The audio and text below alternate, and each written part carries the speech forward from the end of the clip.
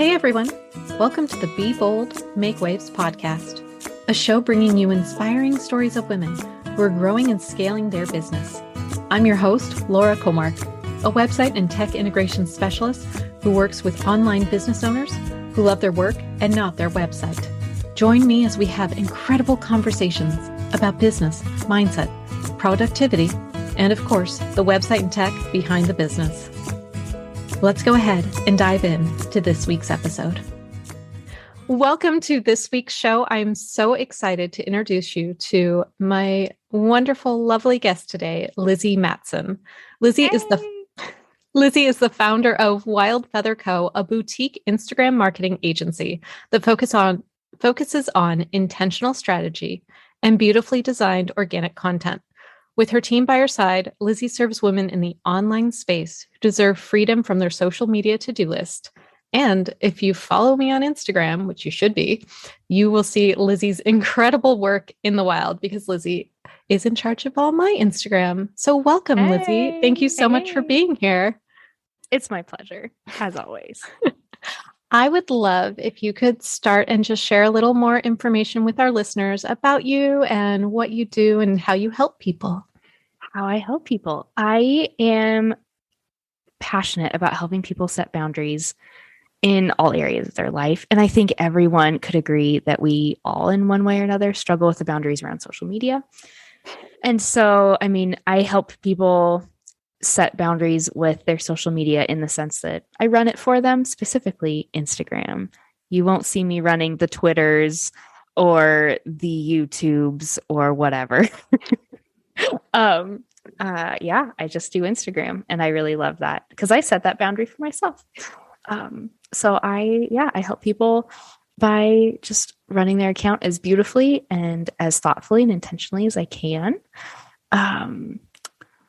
About myself, I live in South Dakota. I live in the beautiful Black Hills, Dakota, because there's a lot of the state that isn't as cute or picture worthy, but I live in the Black Hills, and that for anybody who isn't in the Midwest area of the country, I live in the part that's by Mount Rushmore. If that helps identify that. And yeah, it's a beautiful place to live. Wonderful. I would love to hear a little bit, and I don't actually know that I know this story, about how you started your business. What was sort of the catalyst that brought it all forth? Okay. So I officially legally became a business in February of 2018. But leading up to that, I was a college student here in my town. And I was finishing up my bachelor's degree in psychology, and I'd reached I was a little bit of a non-traditional student, but I reached what you would probably equate to senior year. And I knew by the time I started that last academic year that it wasn't for me. And I had already been working in the field and I knew it didn't align with my work-life balance. Nothing about it respected any boundary at all. And I knew by finishing my bachelor's degree and going on to get my master's, for me and my desired life, none of it was going to be in alignment. And I knew that by senior year. But as many of us with student loans understand, that I had kind of gotten far enough. I didn't have a plan B. I didn't have a backup plan. And college wasn't for me, in the sense that I don't like being told to show I'm a free spirit, and I don't like being told to show up to this class 3 times a week and do all these assignments that I knew weren't, because I was already working in the field. I already knew that so much of what I was learning and being assigned wasn't serving any of that. So all of that to say, I knew before I even graduated that I wanted freedom to work from home, to be, I don't like the phrase be your own boss, because we hear it so much, or being a lady boss or whatever. I just feel like we've run that into the ground. So I wanted to work for myself very much. And I'm just so I am so dang creative. I am a 4. I'm the most like 4 you could be of an Enneagram 4. And so much of everything that I was going through in that season was just pointing in the direction of that was not the direction for me. So I knew that I was always dreaming up business ideas. Since 2013 had been running my own Etsy shop. I'm a fiber artist. And I have been doing I have always been the crafty friend, the creative friend of every friend group ever. And so I initially thought, well, maybe I bought it was the first time I spent any money on like non-college stuff. So I spent like $150 on an e-course to become a virtual assistant. And I thought, oh, this is glamorous. This could make up my income so that I could do my Etsy shop and eventually make my Etsy shop be full-time. And I quickly learned that there's only so much embroidering you can do in one day. Can you explain to me what fiber art is? Oh my gosh, yes. Somebody asked me once if I was a nutritionist. Oh, like dietary fiber. Yeah, dietary fiber. Absolutely. That is not it. Fiber. String proteins. Oh my god. Do you crochet protein? Okay, so fiber art is any kind of fibers, yarn, thread, fabric. It can like sometimes cross over into textiles, but it's separate categories. So the two that I am most passionate about are weaving and hand embroidery, not with a machine. No. Like everything by hand. So those are the two. Yeah, those are the two things that I love to do. Yeah. Okay, continue your story. I think that was wrapping it up. Is that I thought I was going to be a virtual assistant to fund being able to do my Etsy shop full time. Oh, how deeply I wanted that, but I learned so quickly, like just my joints, my fingers, I could not keep up with fulfilling orders. And so I decided, I didn't decide, it just kind of evolved into what it is today. So I'm not a virtual assistant, but I've done some in the past. But it moved into social media, and then I knew that I wanted to niche down even further. So Instagram's my game. Wonderful. I love that. First off, I think that's an incredible story. And do you still have your Etsy shop today? Yes, it is on vacation mode. It's temporarily closed because I had a baby at the end of 2021, the second to last day of the year. Tax write-off. This is true. And I was abundantly grateful for that. I was so happy he was born last year. Yes, I have my Etsy shop. It's not currently open, but I have a bounty. I have a large inventory that I'm just sitting on right now. And I am so passionate about doing in-person shows. I love craft shows. And so I think I'm saving it for, the next in-person event that I have the time and energy to do. But I'll eventually update my inventory on Etsy and get things back up and running. But yeah, not right now. I'd love to find out some of the kind of fears and doubts you had when you first were starting out with doing your VA work, and how you overcame them. I think a lot of us have experienced what do we call it? Where the people in our lives are maybe doubtful about our goals and dreams and aspirations. I remember a lot of the people closest to me seemed apprehensive that I got my degree in psychology. Why am I not continuing down that path? Everybody in my life closest to me knew that the current place I was at was absolutely not for me, and that wasn't going to continue. So I experienced a lot of like the outside people doubting me, but I didn't doubt myself much. Being in like a rural area for a while, I was thinking, oh, well, maybe I'll just serve like business owners around here. That was also not going to happen.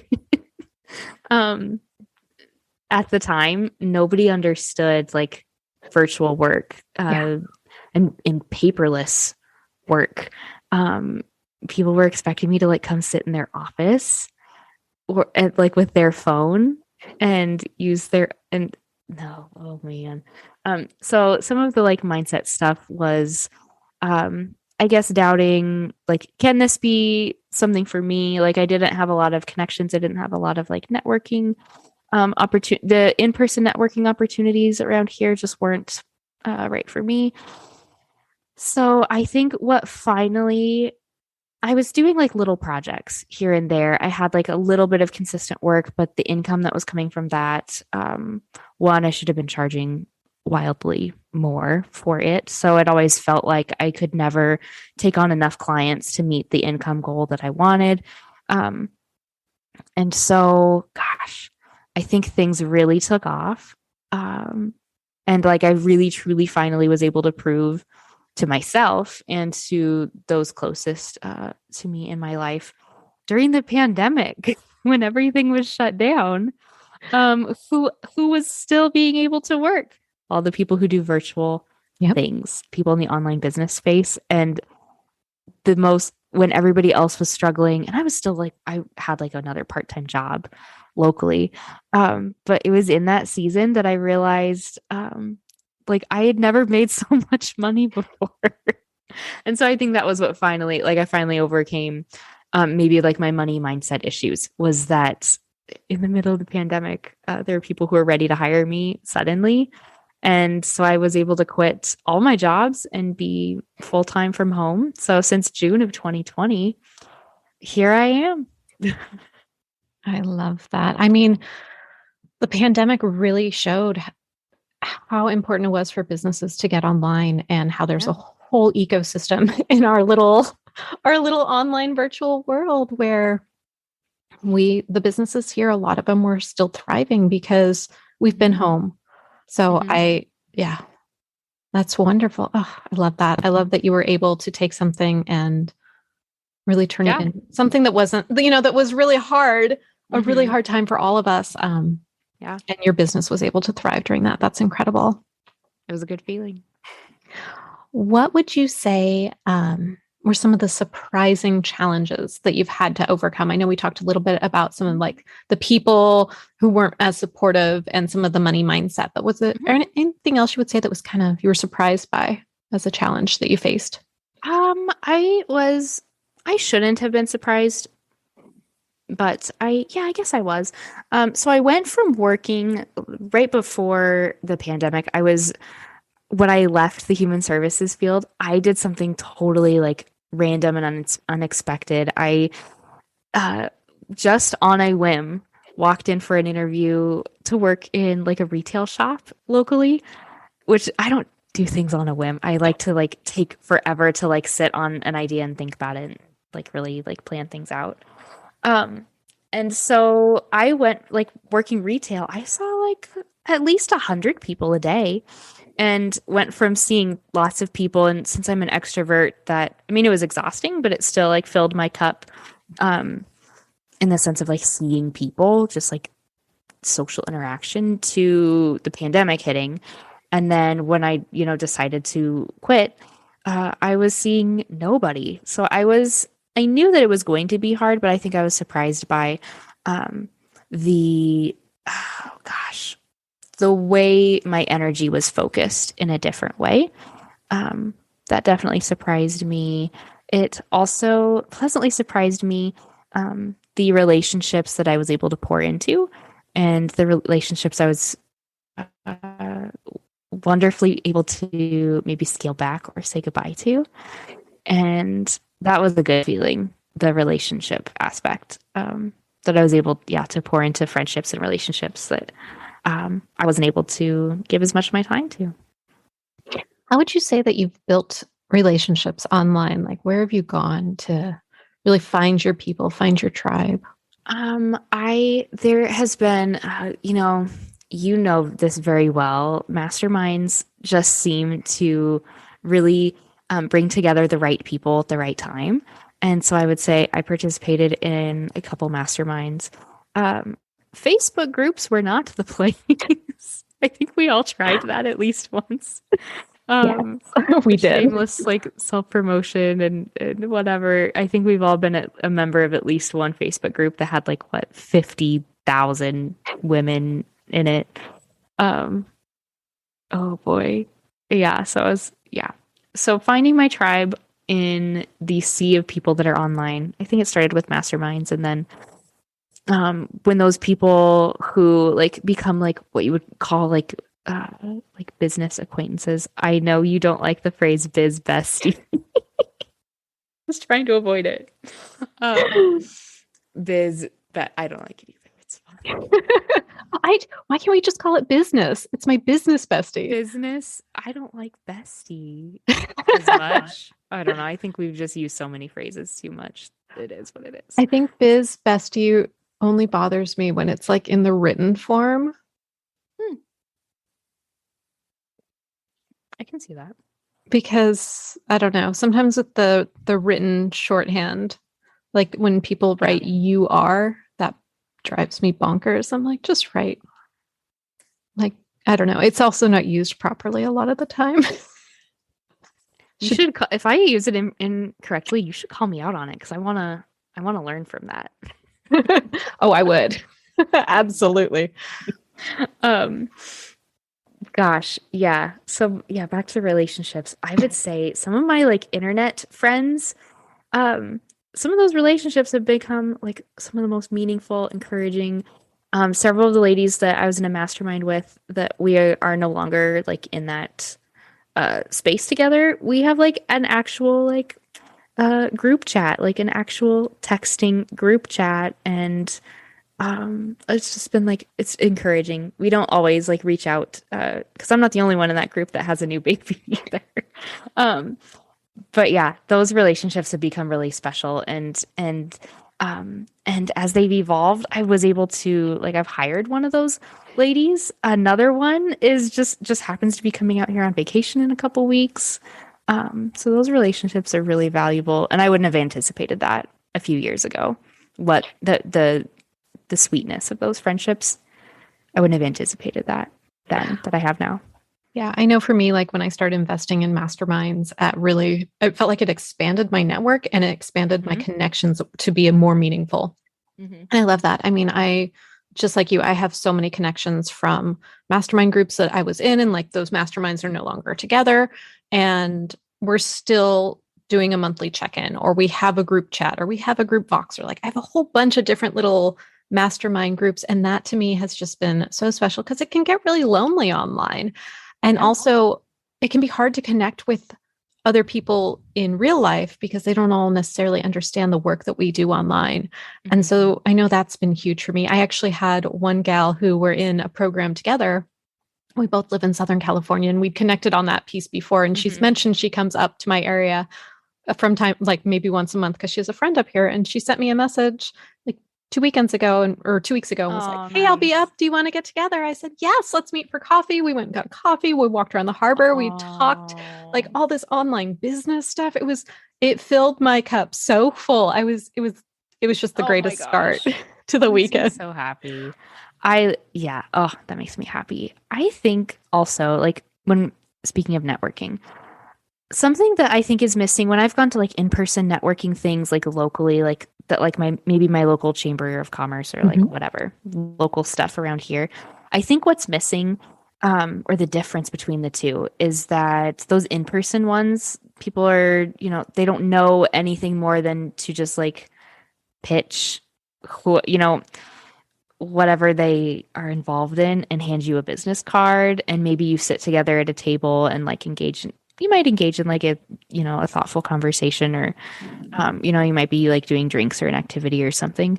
But I think the networking that I have enjoyed online is much more meaningful because it's usually a friend of a friend, and you can see their social proof in one way or another versus just being handed a business card. Yep. I like the networking shift that happens in the online business space. That isn't to say that in-person networking isn't valuable, because I think it is, but I would say my sweetest relationships are the networking relationships are online. Oh, I love that. I want to switch gears a little bit in our conversation and talk a little bit about the industry that you're in. And I would love to know if there's something that you dislike about your industry and that you would like to change. All right, everybody. Don't hold back. I'm in the social media industry. I don't know if it's one thing. Well, we could give it an umbrella. I think it's really important, especially for me and my own mental health. And I think you and I have had, like, I think we've agreed on this before. At the end of the day, it's just social media. I think in so many ways, all of us in the back of our mind need to maybe not, I don't want to say not put it on a pedestal. I think we need to humble how we value like our Instagram presence. I know it's dumb, but like I intentionally try to like downplay like when I'm talking to people about, I don't know, just Instagram in general, I like intentionally like mispronounce it. I call it the Instagrams. Because at one point a very long time ago, Facebook used to be called the Facebook. And it also comes from an episode of Schitt's Creek where one of the characters is saying like, "Can we tweet that on Facebook or something?" Or like, no, it was their like TV commercial or something or a billboard, and it said, "Tweet us on Facebook." And I think it's really important to, maybe humble the way we value social media. And I think that translates into lots of different things. But for me, I take any client that I work with, I take your account very seriously. Like the work I'm doing for anybody, I take that seriously because I've been entrusted to be a good steward of that. And that's important to me. But also at the end of the day, let's say I call in sick, I have a baby, something, and a post gets missed that day. It's just Instagram. It's just Instagram. You still have your business. the world is not revolving around your Instagram account. I know these are like bold, what is it? Making waves. That's what we're here to talk about. Yeah. So I guess if there's anything bold I can say about my industry, and there's a lot of bold things I could say, it's just at the end of the day, it's just Instagram. It's just social media. It's just social media. I remember when you were out on maternity leave and you were like, "Oh, if anything," I'm like, "It's just Instagram." You're right. No one dies. Like, it's just Instagram. It's true. It's okay. You know, I mean, the reason I outsourced is because Instagram stresses me out. I can't figure it out. Like, it is just beyond what I can figure out. I don't like that I can't like post a link on the like in the comments or like respond with a photo. Right. I get that. That's how I communicate. So I can I can respond on the Facebook. But the Instagrams, like, it's just for, I also wish that I could change out a photo without having to delete the post and just start over. I feel all the things you're saying. Yes. Like, I don't disagree with you. Yes. I would love to be able to do all those things too. But then would it be Instagram or would it just be a new version of another platform? That's good. There you have it. So I guess for me, the thing that I love so much about outsourcing is it takes the stress off of me. And it also makes it that I know that I'm showing up consistently on a platform. And it's being done well. I'm being well represented. And I love it. I'm a big fan of outsourcing things that are not in our zone. I'm grateful that you outsource to me. And it is always, interview series or not, it is always just a joy and a pleasure to work with you. Truly. Well, what a treasure. I am so grateful to have you in my life. Aww. Weepy moment. Okay. Next up, I would love to know, what are you most proud of when it comes to your business? Oh boy. I am most proud that I spent years dreaming of being able to work from home and to be a parent from home. And very, very long story short, we had a long fertility journey. And so I spent many years not just dreaming of a baby, but the freedom of being able to work from home and care for my kid and be able to bring in, a meaningful income. And that happened. Here it is. um, Remind me of the question again. I'm so sorry. No, that's okay. You answered it. It was, what are you proud of when it comes to your What am business? I You've proud created of? that. You went That was the out on word I this was looking mission for. to create Yeah. a business where you can be a mom and be at home and be Mhm. present for your son. And you built that. You got there. Absolutely. Yeah. That is definitely what I'm most proud of. And I would say, like, secondary to that, kind of circling back to what we've been talking about, is the relationships that have come from that journey. They're invaluable. So, yeah, I'm proud of those relationships too. I love that. Well, and speaking of family, I would love to know kind of how you blend business and family, personal life, and kind of balance. I always call it balance. I don't, or not balance, juggle. That's actually You what I call it. told me not too long ago there is no balance. There is no balance. You're probably pregnant. And I was like, It's an there is no illusion. balance. It is a juggle. And Oh, sometimes man. everything falls. You were completely 100% spot on when you told me when I was pregnant that the first 3 months are like, you can get some work done because the kid, like, they kind of don't move around much and they're easy to please, roughly. You were totally right. As soon as he was past the 3 month mark, oh my gosh, I need every ounce of help. Like, I will take any help I can get. Um, so there is absolutely no balance. At the time of recording, my little guy is just over 5 months old. So there's no work-life balance. I don't really get to have any like downtime right now, but I'm hoping uh, as he gets bigger and I'm able to scale back some of the more labor-intensive caring things that I do for him. um, that my time and energy will be able to shift a little bit. And so I know in this season of life right now, I know that I'm sacrificing my free time and downtime for caring for my little guy. But I know that this is just a season and there is another season ahead, and I'm looking forward to that. For like the like nitty gritty, like in the back behind the scenes in the background, I work whenever he's napping. I um I think as many moms we've learned that maybe contact naps get us a little bit more sleep than if we, set them down to sleep.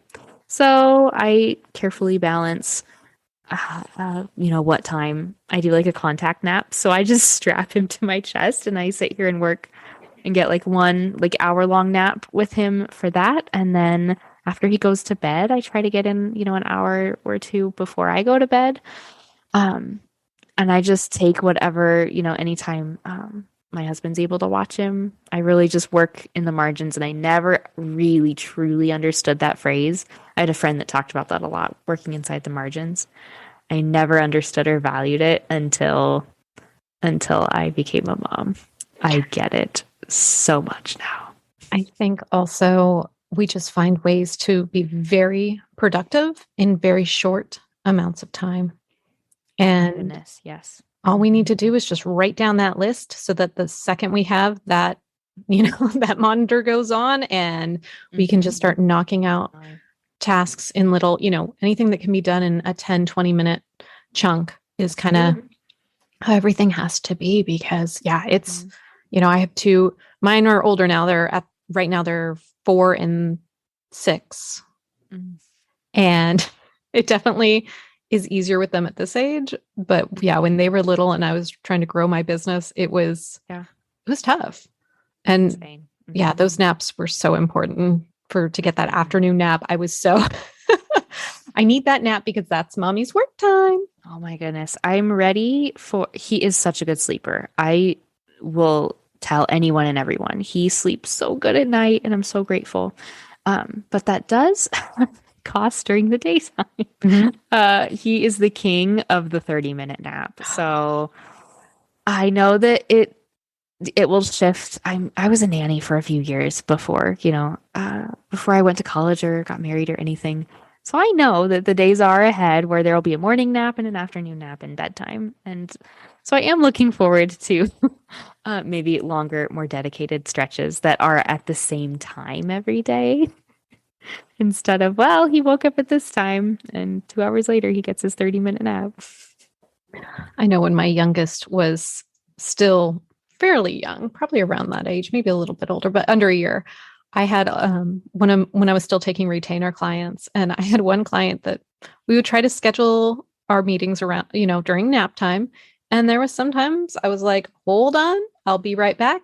She's up, and my daughter would come and sit. That was back when my office was in the kitchen, not in an actual office. It was just at the kitchen table. And I mean, my daughter would just sit in on those meetings. I'd throw a bunch of little puffy things, put her in the high chair, and just hope for the best. And I remember my husband had said something once, and he was like, that's not very professional. I said, in the space I'm in, most of us are moms and making this business work around our lives. And if I have a client that doesn't fly with, then they don't need to be my client. Okay, let's talk about that. Yes. Okay, I have always felt exactly that. I never, ever, ever, ever care if anyone's kid is tuning in for the Zoom call, or maybe if I have a client whose cat frequently comes across the screen. That's me. She's talking about me.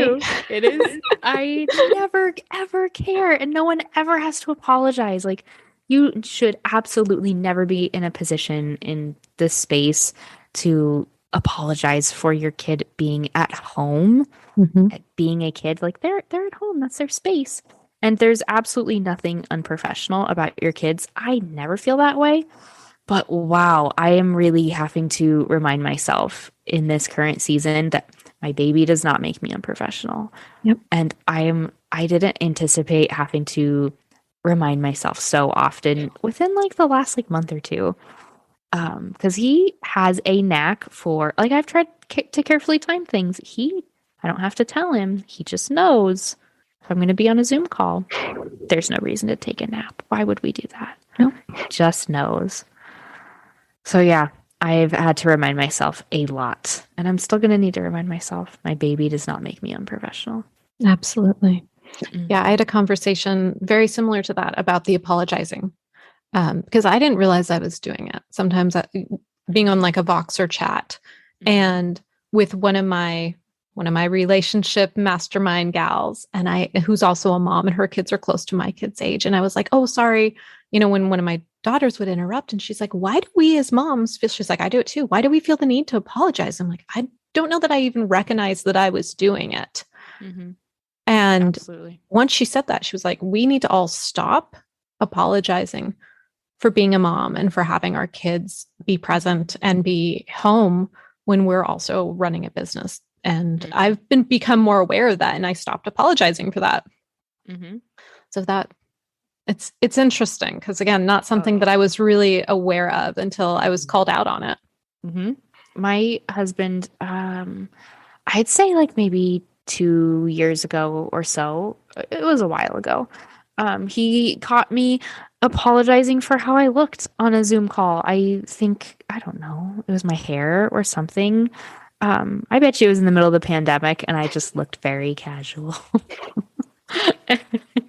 And he told me after the call, he's like, why did you apologize for the way you look?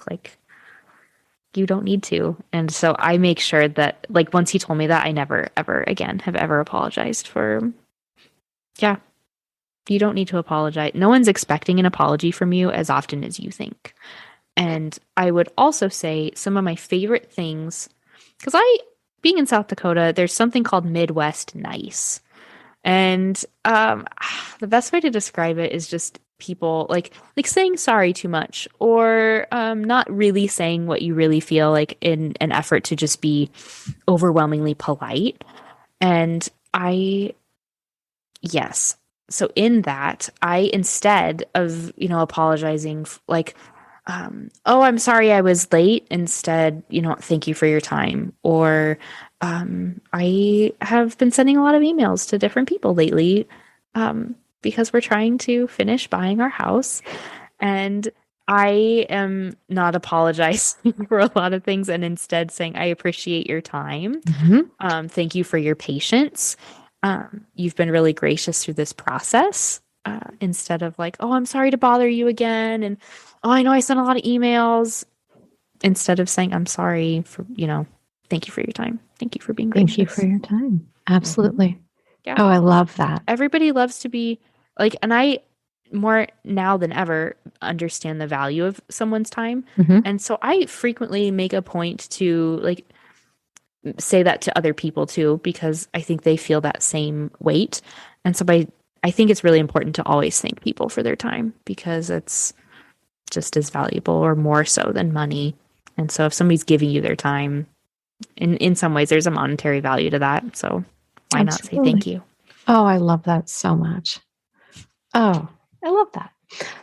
So I want to ask you, we're getting close to the end of our time together, but I do have a few more questions that I want to kind of dive into. Yeah, I'm ready. I would love to know if there is a person that you admire or look up to based on the bold decisions they have made in their business or life. Circling back to when we talked about different ladies from like masterminds and I would say like my online circle of friends, there isn't like one very specific person. It in my mind and in my heart, it is all of the women who have done many of the same things I'm doing now, just to show me that yes, you can be a mom and you can work full time from home. The balance is difficult, but you can do it. Any friend of mine that has encouraged me and emboldened my heart to pursue whatever it is I'm working in. I would say, the collective group of women that have, gone before me in the sense of like showing that this can be done and getting creative with ways to do what we're doing. I love that. That's beautiful. Thank you for sharing that. I would love to know one piece of advice you would give someone when they are first starting out that would help them be bolder and make waves in their business. You're going to love this. Oh, man. This is something a friend of mine reminded me earlier this week. Today's Tuesday, so earlier this week was yesterday. Oh, my gosh. She reminded me of a phrase that I say all the time. This is something I learned early on, but wasn't able to put words to it until maybe just a couple of years ago. I heard a phrase similar to this, but the one that I say the most is this. Oh, it's so good. The people in your life that are angriest about the boundaries you are setting are the people who benefited the most from your lack of boundaries. Let's say it again. The people who in your life who are angriest about your boundaries are the people who benefited the most from your lack of boundaries. You've set a boundary in one way or another, online, at home, personal life, professional life, whatever. If you're surprised by somebody's emotional reaction to you setting a boundary, maybe dig deeper and ask yourself, how much and what were they benefiting from my lack of boundaries? Oh, I love that so much. I know I have been so intentional in the last couple years, especially with clients, with really getting clear on how projects are going to run and how working with me is going to run, and just setting those boundaries in the beginning helps. It helps guide them. It helps let them know what to expect. Because a lot of time, I find that when clients are pushing boundaries, it's either you didn't set them or they just don't know what to expect. Like they're not doing it coming from like a bad place. They're coming from a good place. They don't know Managing expectations. Yeah, managing expectations. Exactly. And so I found that as I've gotten more intentional and more, I guess, sort of organized with how I communicate with my clients and let them know, like, here's how it goes, here's what to expect, and giving them updates, and just doing those little things has made, for me at least, a lot smoother relationships with my clients because they're just clear on what to expect. And those relationships probably last longer and are maybe more, what's the word? Yeah, just more fruitful. They're more balanced. I feel like there's a level of respect on either side. Yeah, I completely agree with managing expectations from the beginning, establishing those boundaries, and following through. Any parent who has said no that needs to follow through with that no. It's the same way, I think, with clients too. And I also would say, like, yeah, setting those expectations in the beginning. My younger self could have definitely learned also to think through and establish, just to have a very thoughtfully planned contract. I think contracts are one of the best boundary setting tools. It doesn't matter what industry you're in. If there's any chance of boundaries to be disrespected, there's probably a way that a contract could have gone before you in that. Absolutely. Such good advice. Lizzie, this has been so wonderful. I would love our audience to hear, where can everyone find you if they are like, I struggle with Instagram. It's not my cup of tea. I would love to have a beautifully curated Instagram and someone who's experienced to guide me along the way. Where can everyone find you? That was beautifully worded.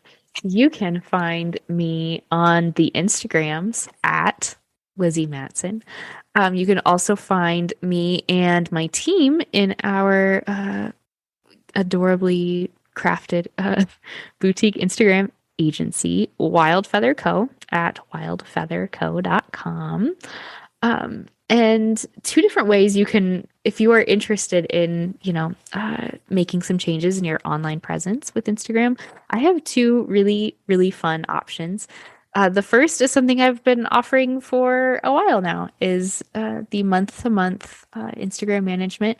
I have a different balance for every single client. Nobody has the exact same balance of content and management as another. So I post your feed, I take care of your stories. Everything is done top to bottom. And so that is always available. And my second thing is a brand new offer that I am really excited about. And Laura has encouraged me throughout the process. It is called the VIP Content Experience. Take what you know about VIP days, or just like VIP, the process of like a VIP experience. But we are applying it to the content creation for your Instagram. So think of it as a fully customized, organic content package. Me and my team, we craft 60 pieces of content for you from scratch. And so all of the graphics, this isn't just me like writing a one sentence caption with a stock photo and some hashtags. This is beautifully, thoughtfully designed. All of the graphics are customized with your brand colors and fonts and photos, and the captions are thoughtfully written to promote your main offer, or to promote your freebie, to drive traffic, connect with your audience. Whatever your goals are, the captions are pointed in that direction. All of your hashtags are thoughtfully researched and crafted for your audience and your the specific content. There's so many things I could say about this. I'm really excited about it. It is for the person who wants to manage their own Instagram account, but doesn't have time to make all of the content. This is for the person who maybe does some Instagram Live, some of their own reels, somebody who's like posting to stories every day, but doesn't really post to their feed, but wants to have a well to dip from of ready-made content that is evergreen. So it doesn't matter what time of year it is, there's thoughtfully written content that all you have to do is copy and paste that caption and hashtags and post the photo, graphic, whatever, and everything is already done for you. So that's something that I'm now booking. This is the first time I've gotten to talk about it. So I I'm really love excited. it. I'm excited about it because I think it answers a pain point that I've been experiencing. There's people I've had discovery calls with that really want to work with me, but really enjoy and desire to continue to manage their own account. Without saying it, they really, truly, their desire is to have content made for them. Mhm. And so I'm really excited to answer that pain point for people. So yeah. I love that. Well, I will link everything up in the show notes, and I can't wait to hear how that offer goes because I know that it's incredible. It's going to be great. So I'm really excited. I put a lot of thought into it, and you were one of the people who inspired me. So I'm really, really grateful for your part in the process. oh, well, thank you. And thank you so much for being on the show, Lizzie. Thank you for having me. It was such a pleasure as always. Thanks so much for listening to this week's episode. Be sure to check out the show notes at lauracomark.com/podcast. And if you're ready to grow and scale your business and your current website is outdated and doesn't reflect the magic you bring and the results you get for your clients, go to lauracomark.com to find out how I can help bring your vision to life. That's laurakomark.com. Thanks so much for listening. We'll see you next week. Bye now.